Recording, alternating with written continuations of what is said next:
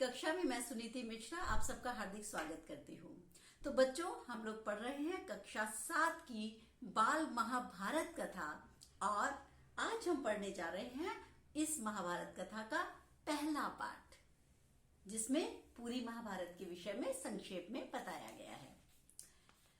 महर्षि पराशर के कीर्तिमान पुत्र वेदव्यास ने महाभारत की कथा की रचना की। हम सब जानते हैं कि महाभारत की रचना किसने की है? ऋषि वेदव्यास ने।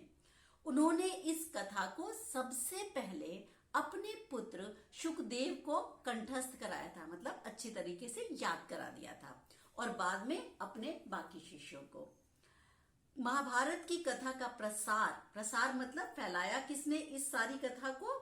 इसका प्रसार प्रचार किया मानव जाति में महर्षि वैशंपायन ने, और महर्षि वैशंपायन व्यास जी के शिष्य थे।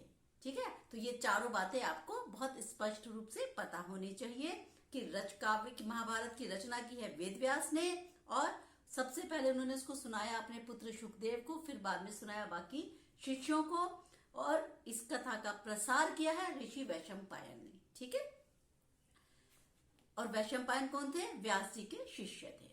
महर्षि महाराज परीक्षित के पुत्र जनमेजय ने एक बहुत बड़ा यज्ञ किया था। इस यज्ञ में सूत जी भी मौजूद थे।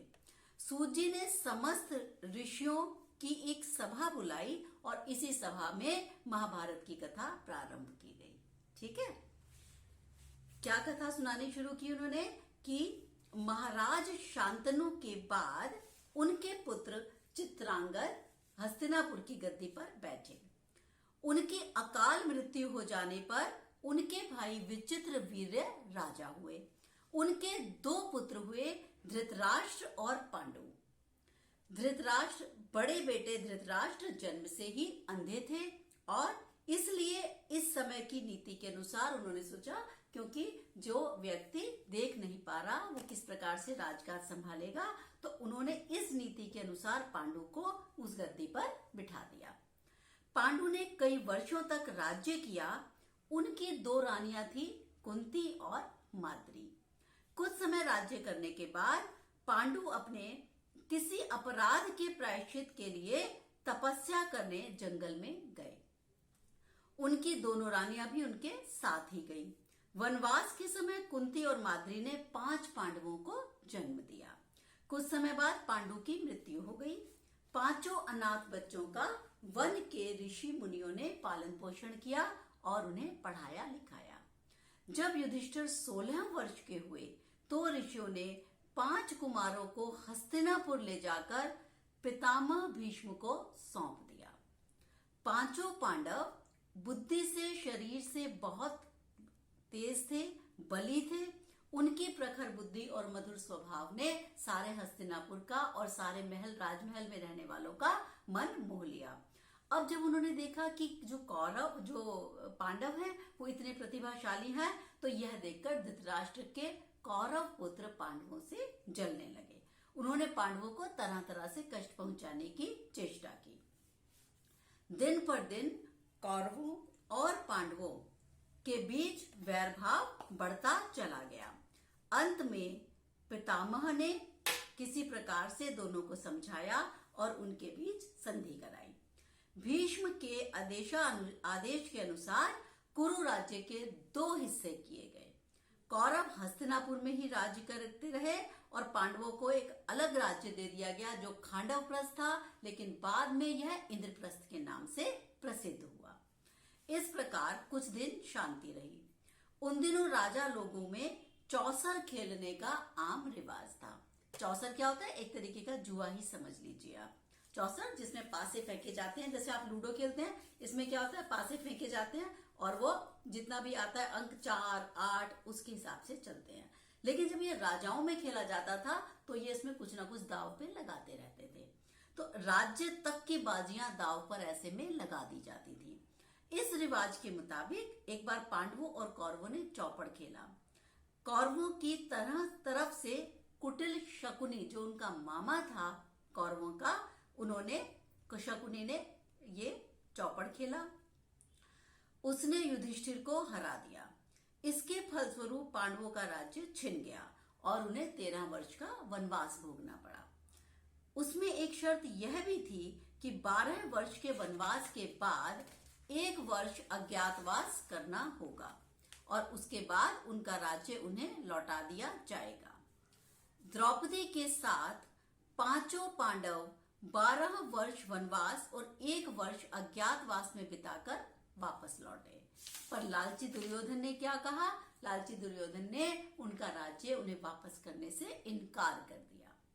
अतः पांडवों को अपने राज्य के लिए युद्ध लड़ना पड़ा और युद्ध का परिणाम क्या हुआ कि युद्ध में सारे कौरव मारे गए। तब पांडव उस विशाल साम्राज्य के स्वामी हुए। इसके बाद 36 वर्ष तक पांडवों ने राज्य किया और अपने पोते यानी जो अभिमन्यु पुत्र परीक्षित था उसको राज्य सौंपकर द्रौपदी के साथ तपस्या करने के लिए हिमालय की तरफ चल पड़े। यही है हमारी जो महाभारत कथा है, उसको जो संक्षेप में जो उसका सारांश है वो प्रथम हमारा जो पाठ है वो ये है। अब ये पूर्ण हुआ। बच्चों इसके कुछ जो कठिन शब्द हैं जैसे कि मैं आपको हमेशा बताती हूँ, मैं बताती हूँ आपको। कीर्तिमान, कीर्तिमान का अर्थ होता है यशस्वी। कंठस्थ करादी, कंठस्थ जबानी याद। सुप्रसिद्ध मशहूर। पौराणिक पुराणों से संबंधित। प्रायश्चित पछतावा। प्रखर तेज। पितामह दादा। संधि समझौता। चौसर मैंने आपको बताया चौपड़। कुटिल धूर्त, कुटिल किसके लिए प्रयोग हुआ था? शकुनी मामा के लिए। अज्ञातवास छिपकर रहना।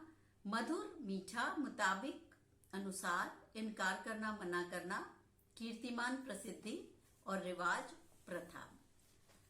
अच्छा बच्चों, ये जो छोटे छोटे प्रश्न आपसे पूछे जाएंगे मैं आपको बस बहुत संक्षेप में बता देती हूँ।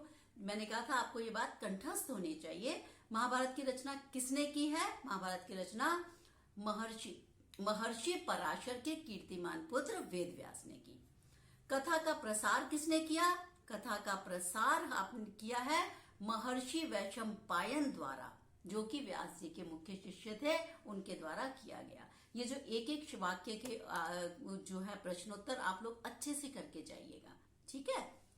राजा पांडु को वन क्यों जाना पड़ा? क्योंकि किसी अपराध के प्रायश्चित स्वरूप उन्हें वन जाना पड़ा। वहां वे दोनों रानियों के साथ गए थे। वहां पर भी किसी ऋषि मुनि के कोप का भाजन वो बन गए और वहीं पर पांडु की मृत्यु हो गई। पांचों पांडवों का लालन पालन किसने किया? ऋषि मुनियों ने किया था। और वे हस्तिनापुर वापस कब आए? जब युधिष्ठिर 16 वर्ष के थे, तब वे हस्तिनापुर वापस आए। कौरव पांडवों से क्यों जलते थे? क्योंकि वो बुद्धि और तेज में, बुद्धि से उनसे कौरवों से अधिक तेज थे, शरीर में भी उनसे ज्यादा बली थे। तो प्रखर बुद्धि और मधुर स्वभाव के कारण वो सबका मन मोह लेते थे। कौरव इस बात से जलते थे। महाभारत के युद्ध का क्या कारण था कि उन्होंने पांडवों को 12 वर्ष का, जुए में हार जाने पर पांडवों को 12 वर्ष का वनवास और 1 वर्ष का अज्ञातवास दिया था। और शर्त के मुताबिक जब पांडव वापस आए तो भी उन्होंने इस राज्य को देने से इनकार कर दिया।